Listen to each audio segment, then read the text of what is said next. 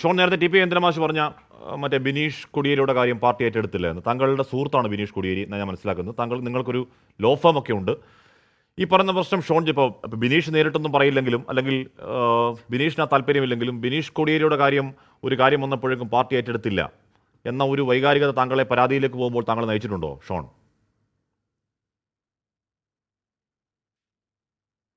എനിക്ക് ബിനീഷ് എന്ന് പറയുന്ന എൻ്റെ ഏറ്റവും അടുത്ത സുഹൃത്തും സഹോദരനുമാണ്. പക്ഷേ എനിക്ക് എൻ്റെതായ രാഷ്ട്രീയം കൃത്യമായിട്ടുണ്ട്. ഞങ്ങൾ ഞാനും ബിനീഷും തമ്മിൽ 1999 മുതൽ ഒരുമിച്ച് പഠിക്കുന്നവരാണ്. അന്ന് മുതൽ ഇന്ന് വരെ ഞങ്ങൾക്കിടയിൽ വലിയ സൗഹൃദങ്ങളുണ്ട്. ഇപ്പോഴും ആ സൗഹൃദമുണ്ട്. എൻ്റെ സഹോദരനെ പോലെ ഞാൻ സ്നേഹിക്കുന്ന വ്യക്തിയാണ്.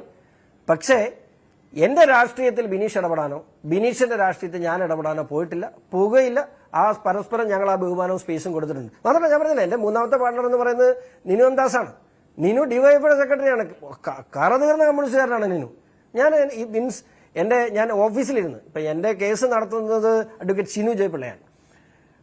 ഞാൻ ഈ കേസുമായി ബന്ധപ്പെട്ട കാര്യങ്ങൾ പോലും ഡിസ്കഷൻ പോലും എൻ്റെ ഓഫീസിൽ വെച്ച് ഞാൻ ചെയ്യില്ല. കാരണം അത് അവർക്ക് അവരുടേതായ രാഷ്ട്രീയമുണ്ട്. അവരൊക്കെ ജനിച്ചപ്പോൾ പോലെ കമ്മ്യൂണിസ്റ്റുകാരായി ജീവിക്കുന്നവരാണ്. അങ്ങനെ ജീവിച്ച് മരിക്കണമെന്ന് ആഗ്രഹിക്കുന്നവരാണ്.